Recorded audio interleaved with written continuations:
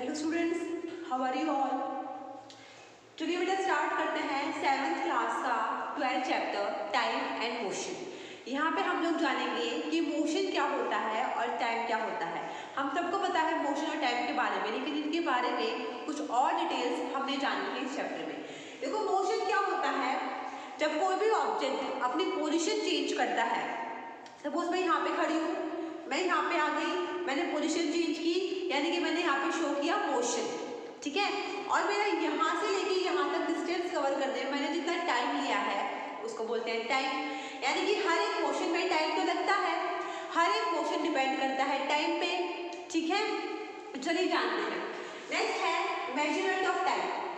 Time का measurement कैसे होता है, ठीक है। देखो यहाँ पे क्या है, सपोज जो पहले के लोग थे, पहले वॉचेस तो हुआ नहीं करती थी, तो लोग जो है डिफरेंट मेथड्स यूज करते थे टाइम को मेजर करने के लिए।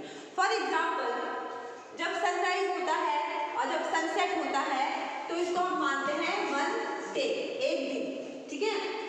एक न्यू मून से लेके जब नेक्स्ट पूरा मून आता है तो उसको हम लोग मानते हैं 1 मंथ, एक मंथ कंप्लीट हो चुका है, ठीक है।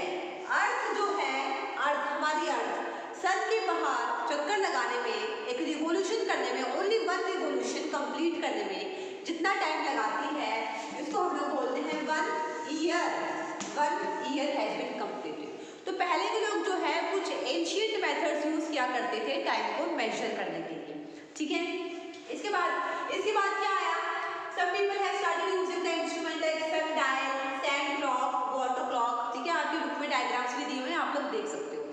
इसके बाद जो है क्लॉक्स का आना शुरू हुआ, वॉचेस आने शुरू हुई।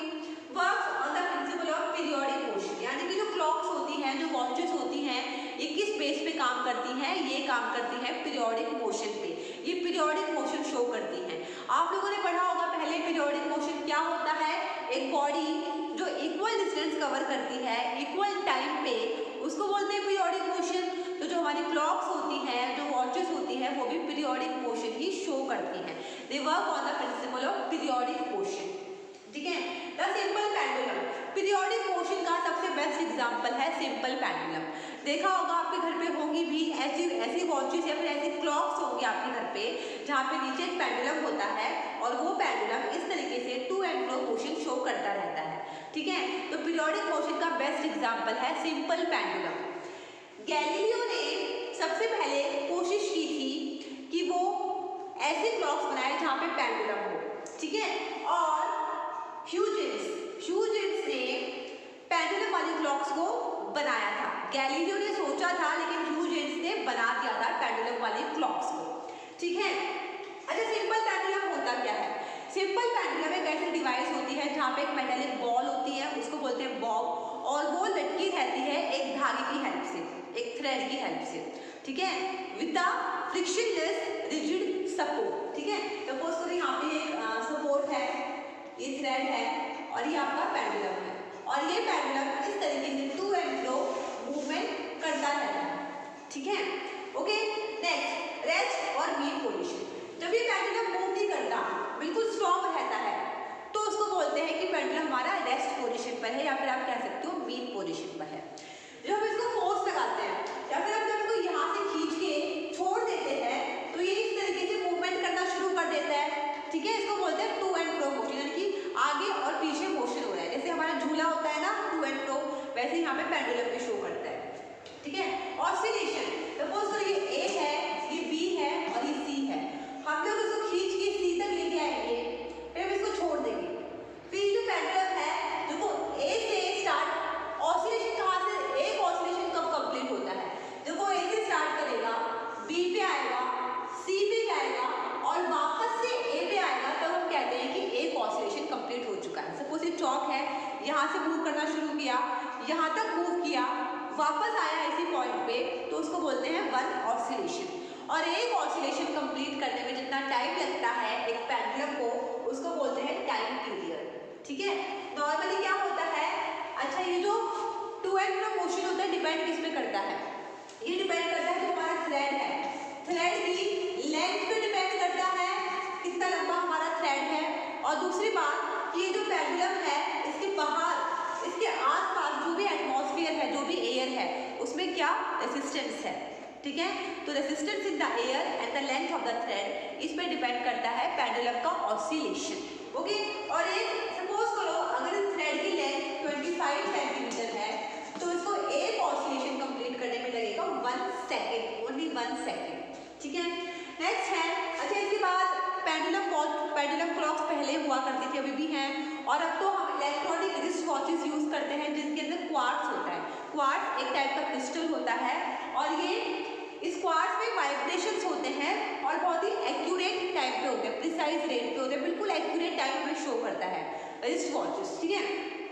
स्टॉप वॉच भी हम लोग यूज करते हैं स्पोर्ट्स एक्टिविटीज में, अगर हमें short time of interval notice करना है to measure the short interval of time, और वो भी वेरी एक्यूरेटली हम लोग यूज करते हैं स्टॉप वॉच, जैसे कि हमारे स्पोर्ट्स एक्टिविटीज में, ठीक है। आजकल तो क्या है, जो डिजिटल वॉचेस हैं उनको भी हम लोग स्टॉप वॉचेस के तौर पे यूज करते हैं। इनमें ना तो कोई सेकंड हैंड होता है, ना कोई क्लॉक हैंड होता है, ना कोई यहाँ पे hour hand, minute hand, second hand, कुछ नहीं होता है। They just show the time in the form of digits, तो उसको बोलते हैं डिजिटल वॉचेस, ठीक है। ऐसा यूनिट क्या होती है टाइम की, ऐसा यूनिट टाइम की होती है सेकेंड, ठीक है। पहले के लोग क्या करते थे, सपोज ये पूरा हैंड स्पैन या फुट स्पैन यूज क्या करते थे, क्यूबिट यूज करते थे टाइम को किसी भी डिस्टेंस को मेजर करने के लिए, ठीक है। लेकिन ये हमें एक्यूरेट रीडिंग नहीं देता था। इसके बाद हमने यहाँ पे शुरू किया स्टैंडर्ड यूनिट यूज करना, जो कि एक्यूरेट हमें बताता है, और ये पूरे ग्लोब में यही सिस्टम फॉलो होता है। और 1960 में general conference of weights and measures ने स्टैंडर्ड यूनिट्स को बनाया कि हम हर एक चीज़ का स्टैंडर्ड यूनिट रख देते हैं और उसी में हम लोग पूरे ग्लोब में उसको मेजर करेंगे। फॉर एग्जाम्पल लेंथ है, लेंथ की ऐसा यूनिट होती है मीटर, टाइम की ऐसा यूनिट होती है सेकेंड, ठीक है। वैसे ही जो जैसे कि हमारा टेम्परेचर है, टेम्परेचर की ऐसा यूनिट होती है केल्विन, ओके। सो यहाँ पे टाइम की ऐसा यूनिट होगी सेकेंड, मास वेट कितना है, मास की ऐसा यूनिट होती है किलोग्राम, ओके। तो इसके अलावा हम लोग कुछ और सिस्टम भी यूज करते हैं, फॉर एग्जाम्पल FPS यानी कि फुट पाउंड सेकेंड, ठीक है। फुट हो गया लेंथ के लिए, पाउंड हो गया मास के लिए, टाइम हो गया सेकेंड हो गया टाइम के लिए, फिर CGS सेंटीमीटर, ग्राम सेकेंड, या मीटर किलोग्राम सेकेंड सिस्टम भी हम लोग यहाँ पे यूज करते हैं। मोशन एंड स्पीड, मोशन का मैंने बताया था, अगर कोई ऑब्जेक्ट अपनी मीन पोजीशन से कोई अपनी पोजीशन चेंज करता है विद रिस्पेक्ट टू टाइम तो उसको बोलते हैं मोशन। अब सपोज करो कोई एक लड़का है, उसको पैदल स्कूल जाना है, 500 मीटर का डिस्टेंस है, वो डिस्टेंस कवर करने में वो 10 सेकेंड लेता है। वही एक और लड़का है, सेम स्कूल उसको जाना है लेकिन वो जाएगा बस से और उसको 5 किलोमीटर का डिस्टेंस कवर करना है 10 सेकेंड में। यहाँ पे डिफरेंस क्या है कि दोनों ही बॉयज ने सेम डिस्टेंस जो है वो अलग अलग ट्रैवल किया, लेकिन टाइम लिया सेम, यानी कि 10 सेकेंड। एक चल रहा है पैदल स्कूल के लिए और एक आ रहा है बस में, दोनों ने 10 मिनट्स का ही टाइम लिया, 10 मिनट्स का, लेकिन जो डिस्टेंस है वो दोनों का अलग अलग है। तो इसको बोलते हैं स्पीड। स्पीड का मतलब क्या होता है, डिस्टेंस कितना कवर किया अपॉन टाइम कितना लिया, और इसकी ऐसा यूनिट होती है मीटर पर सेकेंड, ठीक है। अब देखो हमारे व्हीकल्स में हमने देखा होगा कि हमारे व्हीकल्स में 2 क्लॉक्स लगी होती है, एक तो वो जो स्पीड बताती है उसको बोलते हैं स्पीडोमीटर, और एक वो जो डिस्टेंस बताता है उसको बोलते हैं ओडोमीटर, ठीक है।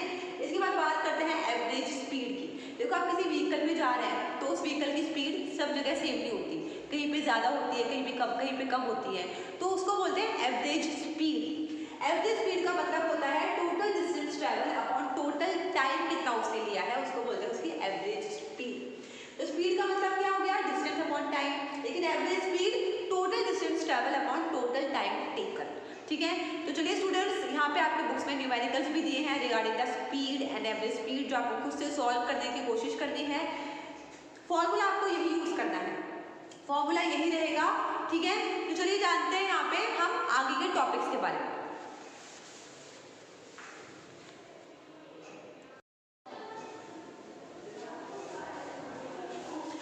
तो चलिए स्टूडेंट्स, अब हम लोग जानते हैं यूनिफॉर्म और नॉन यूनिफॉर्म मोशन के बारे में।